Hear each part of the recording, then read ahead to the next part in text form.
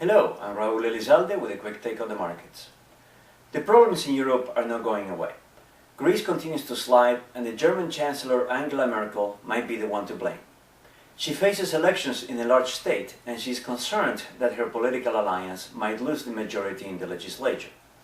Since most Germans are not in favor of bailing out the Greeks, Merkel didn't rush to their help either, and this might turn out to be the biggest mistake in the whole Greek affair. Because you have to deal quickly with financial markets unrest, otherwise it can spiral out of control. But getting to the heart of this problem with Greece took forever. It went so slowly, in fact, that even announcing a massive $160 billion bailout package generated virtually no excitement. This package should have been good news. It liberates Greece from having to borrow money for 2 years or more. It comes with strings attached, mainly that Greece has to reduce its fiscal deficit from about 14% of GDP to 3% of GDP in about 4 years. But this package took too long, so the market had a long time to consider the question of whether the conditions attached are indeed realistic. The fact that 3 people died in demonstrations opposing the austerity package needed to bring the deficit down doesn't help either. And let's not forget, Germany's lawmakers have not even approved Germany's participation in the bailout package. So now the whole thing has a life of its own.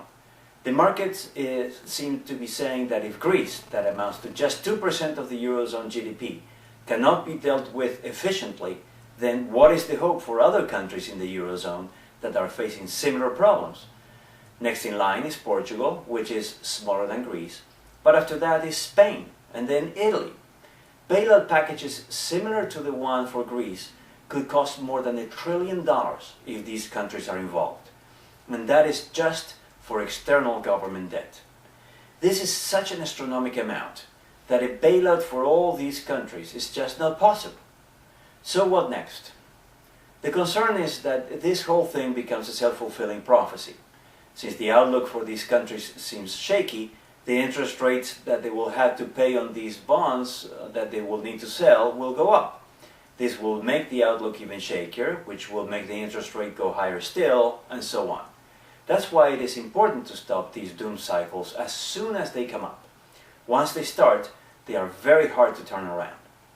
The thinking is now moving slowly toward the possibility that the Eurozone might break, meaning that Greece might be allowed to exit the Eurozone so it can devalue and release some of the fiscal pressure that way. Europe will have to be involved in this because Greece will have to default on the external debt. But this solution might no longer be practical. It might have worked weeks ago, but if it happens now, then the market might start thinking that Spain or Portugal could leave too. The Europeans know that such outcome would be disorderly at best, and nobody is convinced yet that such thing is actually beneficial to anyone. At this point, the only course of action left is to keep piling help on Greece and hope that the market calms down. Hope is never a good strategy, but might be the only one left. We need good news from Europe, and fast. For now, exposure to international stocks seems to be a bad idea. For more information, please visit us at www.pathfinancial.net. I'm Raul Elizalde. Thanks for watching.